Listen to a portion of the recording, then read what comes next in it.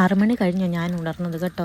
ഇന്നലെ നല്ല മഴയുണ്ടായിരുന്നേ, അത് കാരണം തന്നെ നല്ല തണുപ്പായിരുന്നു രാവിലെ. ഞാൻ കൈയും മുഖമൊക്കെ കഴുകി കാപ്പി ഇടാനായിട്ട് അകത്തേക്ക് കയറി.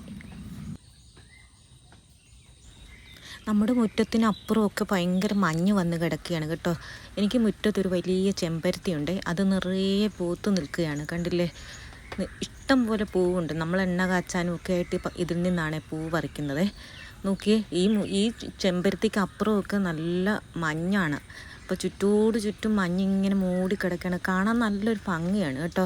ഇതാ ദൂരെ കണ്ടില്ലേ, അലയലയായിട്ട് ഇങ്ങനെ മഞ്ഞിൻ്റെ ഒരു പാളി ഇങ്ങനെ കിടക്കുകയാണ്. ശരിക്കും തിരമാല പോലെയാണ് ആ മഞ്ഞും പാളി ഇങ്ങനെ നമുക്ക് കാണാൻ സാധിക്കുന്നത്. വളരെ മനോഹരമായ ഒരു കാഴ്ചയാണ് കേട്ടോ.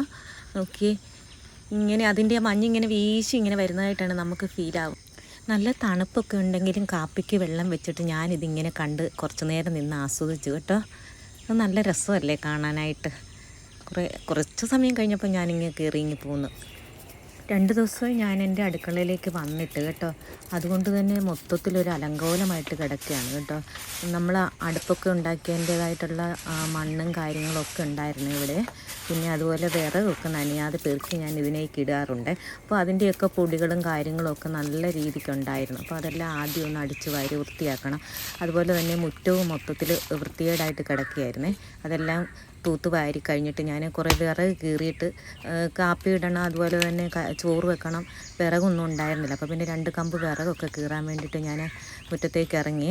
കുറച്ച് കീറി, എനിക്കങ്ങനെ വലിയ വിറക് കീറി എനിക്ക് വലിയ വശമൊന്നുമില്ല, എങ്കിലും എന്നെക്കൊണ്ട് പറ്റുന്ന വിധത്തിൽ അത്യാവശ്യത്തിന് വേണ്ടിയിട്ട് ഞാൻ കുറച്ച് വിറക് കീറിയെടുത്തു. അപ്പോഴത്തേക്ക് കാപ്പിക്ക് വെള്ളം തിളച്ച് പിന്നെ ഞാൻ പൊടിയും പഞ്ചസാരയൊക്കെ ഇട്ട് നല്ല ആവി പറക്കുന്ന കാപ്പി കുടിക്കാമല്ലോ എന്ന് കരുതി.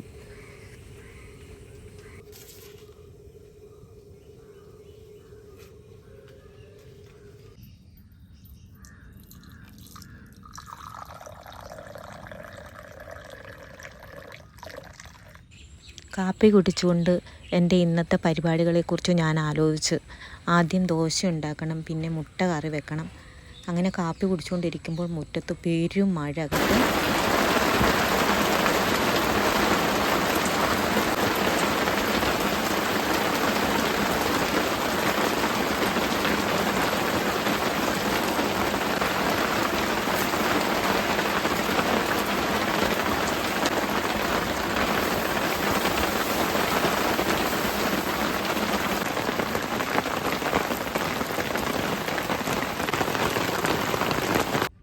മഴയ്ക്കൊപ്പം ദോശ ചുട്ട് കഴിഞ്ഞിരുന്നു കേട്ടോ. പിന്നെ മുട്ടക്കറിയും വെച്ച്, എന്നാൽ പിന്നെ കഴിച്ചിട്ടാവാം അടുത്ത പരിപാടി എന്ന് വിചാരിച്ച്.